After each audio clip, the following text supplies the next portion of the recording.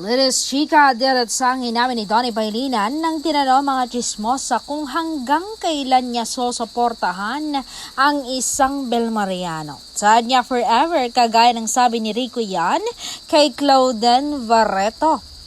I'll still be true to my word that my only goal for her is to see her spread her wings and fly. And when she does, I told her not to look back and I'll be happy for her. Forever na nandito ako sa kanya para suportahan siya. Grabe naman no? Ang sarap naman mahalin at magmahal ng isang katulad ni Rico yan at ni Donnie.